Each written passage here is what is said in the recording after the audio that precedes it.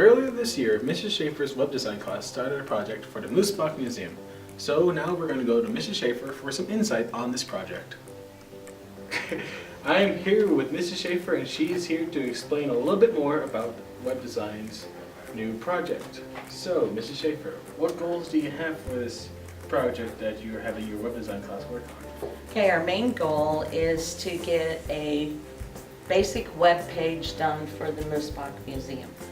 The museum is funded by donations and run by volunteers, and they really have no one to do this type of project.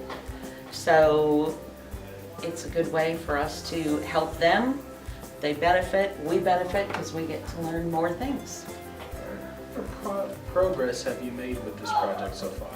So far, every one of the students has designed a front page for the website, and then we have started research for subsequent pages, such as pages on the floods of 1944 and 1984.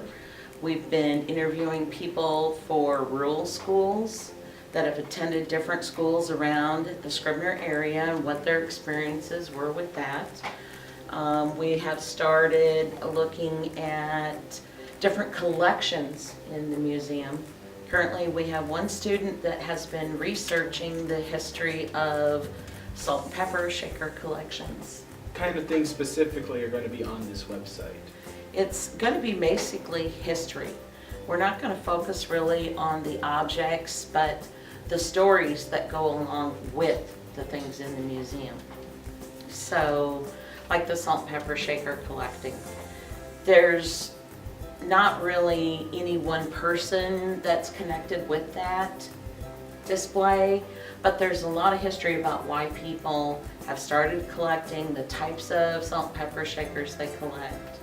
There's another display that is on different types of technology from the past, and so we have one student that has put that as their goal, to ask more questions about the technology that they have in there and the samples of technology. So it'll be little things like that that they'll work on. Why are you having your web design class make the website, and why even make the website in the first place? One of the things that the school has set out as a goal is to have the kids interact more with the community. And by having the kids go into the museum and look at the displays and then interview and talk to different people from the community, they get to know the community and the community gets to know the kids. Because the way it is now, we have a lot of elderly citizens in the community that don't have any connection to the school. And this was one way that we could create those connections. What is the satisfaction level with this project? Like, would you say the students are having fun with it? Are you satisfied with it? And are the people at the museum satisfied with it? So far, the people at the museum have been more than enthusiastic about having the school come in and do this project for them. The kids, I think, are enjoying it because they're finding out things about the museum they didn't know and about the community that they didn't know. For example, the rural schools. One of the students that is doing the rural school pages didn't even know what a country school was or how a rural school worked. And so for them, it's a whole new learning situation. And I think they're enjoying it. I think they enjoy talking to the different people from the community. So it's been fun all the way around, I think, for everybody. And do you believe that the students who are having work on this will get it completed within their time?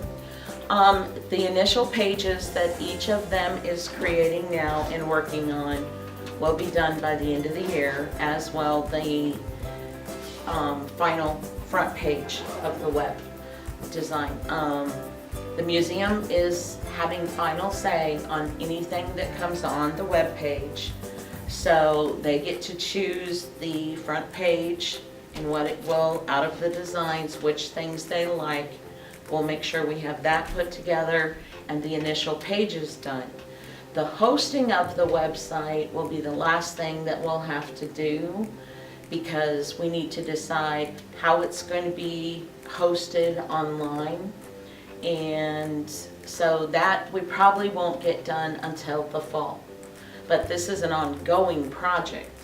So the initial articles will be ready to go, put up, linked to the homepage.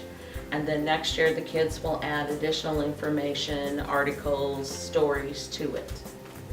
What programs and software have you been using with this website? So far, we have used Dreamweaver, which is a web design tool.